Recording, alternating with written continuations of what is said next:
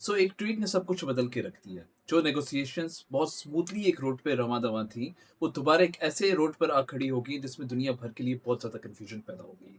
Donald Trump को ये समझना पड़ेगा कि उनकी एक ट्वीट दुनिया भर के लिए कितने ज़्यादा चैलेंजेस का बायस बन सकती है।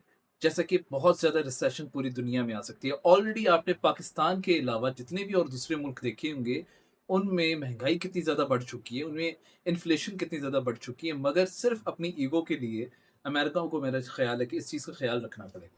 अब बात कर लेते हैं कि आज की पीस टॉक्स जो हुई हैं, जिस वक़्त ये वीडियो रिकॉर्ड हो रही है, ये पीस टॉक्स का फर्स्ट राउंड खत्म हो चुका है। इसमें क्या-क्या चीज़ें तय पाई और क्या चीज़ें नहीं तय पाई। सबसे पहले तो इनकी आपस में बात हुई कि 60 डेज़ का एक सीज़फायर है, जिसमें ज़ाहिर-सी बात है कि हम देखते हैं जब भी सीज़फायर हुआ है, यूएस या ईरान की तरफ से वायलेशन तो नहीं हुई, पर इसराइल की तरफ से ज़रूर वायलेशन हुई है। इसराइल लास्ट मिनट तक इस अपनी पीस टॉक्स को ख़राब करना चाह रहा था, इस पीस टॉक्स को वायलेट करना चाह रहा था लेबनान पर अटैक्स करते-करते। ऑल्दो जेडी वेंस और ट्रंप के जितने भी ट्वीट्स और टॉक्स इसराइल के वज़ीर आज़म के बारे में आ रही हैं, उसके अलावा भी देखा जाए तो फिर भी कोई ना कोई ऐसी चीज़ शायद उनको फ़ोर्स कर रही है, जो समझ नहीं आती कि कोई भी अक्लमंद इंसान कैसे कर सकता है, specially president of United states of America. जब ट्वीट्स की वजह से जब मुआहदे सारे साइन होने को आ रहे थे, तब भी ऐसी ट्वीट क्यों की कि अगर ये डील साइन ना हुई, तो हम लोग सिफ़ाए-हस्ती से ईरान को मिटा देंगे।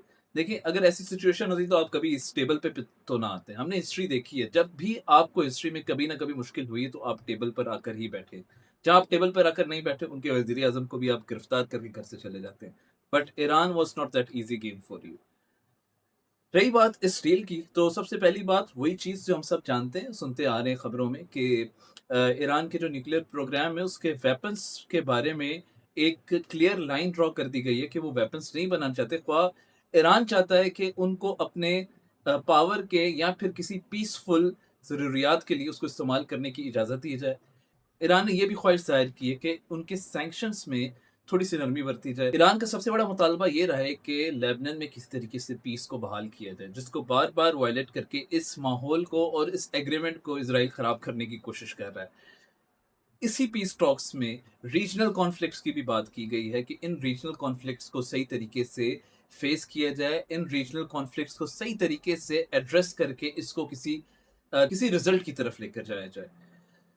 और इसके साथ-साथ स्टेट ऑफ हॉर्मोज़ जो कि इस जंग का सबसे बुनियादी मसला था, जिसकी वजह से प्रॉब्लम्स जब पूरी दुनिया को आई, तो वो इस चीज़ पे मजबूर हो गए कि इस चीज़ का हल टेबल पर ही हल हो सकता है। बल्कि जितनी भी जंग की सिचुएशन बनाई, उसमें नुकसान किसको हुआ, किसकी बर्तरी है, किसकी बर्तरी नहीं है, वो सब कुछ आपके सामने है।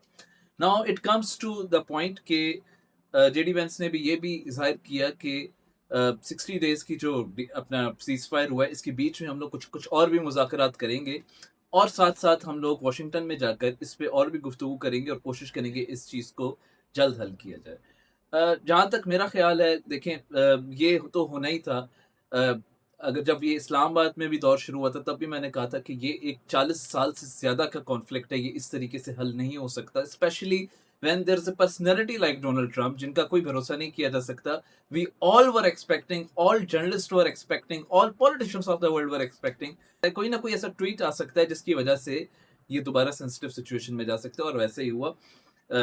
एक्सपेक्टेशंस पे पूरे उतरे, उम्मीदों पे आजकल लोग वैसे ही कम उतरते हैं, पर डोनाल्ड ट्रंप हमारी उम्मीदों पर पूरे उतरे। तो इसी तरीके से ये पीस टॉक्स चलती रहेंगी। बीच में मेरा नहीं ख्याल कि दोबारा उस तरीके से जंग आपको नजर आएगी जिस तरीके से जंग चल रही थी। मेरा ख्याल है कि आने वाले दिनों में these peace talks will take another round. कहाँ पर होगी, किस तरह होगी, इस चीज़ के बारे में फ़िलहाल कुछ कह नहीं सकते।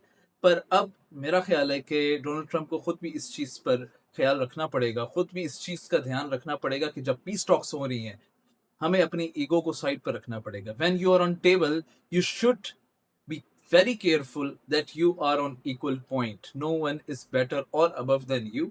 बिकॉज़ जब डायलॉग होता है, तो डायलॉग इक्वालिटी पे होता है। टेबल पर जब आप बैठते हैं, तो you should be on one page. Pakistan को क्रेडिट देना पड़ेगा जी, पाकिस्तान ने दूसरे किसी मुल्क में, स्विट्ज़रलैंड में, अनफॉर्चुनेटली इस्लामाबाद में नहीं हुई। आई एम वेरी होपफुल कि आने वाला राउंड इस्लामाबाद या पाकिस्तान में किसी शहर में हो।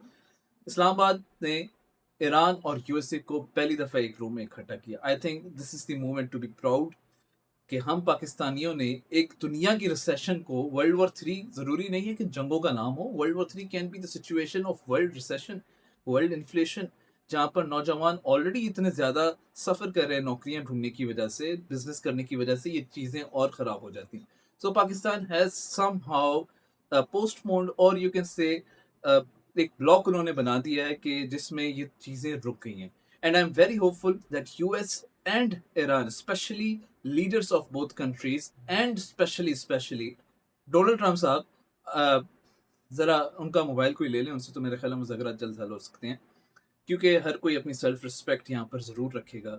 اگر یو ایس سے اپنی سیلف رسپیکٹ رکھنا چاہتا ہے تو ایران بھی اپنی سیلف رسپیکٹ رکھے گا. آپ نے ان کے بچے، ان کے سپریم لیڈر کو شہید کیا ہے، آپ نے ان کے بہت بڑے پولیٹیشنس کو، فوجی قیادت کو شہید کیا ہے. So let them be equal on table. They are not asking for a lot but there should be a peace on equality. اپنا بہت زیادہ خیال رکھیے گا، خوش رہیں، دوسروں کو بھی خوش رہتے ہیں، کیونکہ نیوز بالکل اچانک تھی تو میں آج اس طریقے سے اپنے اسٹوڈیو سے باہر ریکارڈ کر رہا ہوں.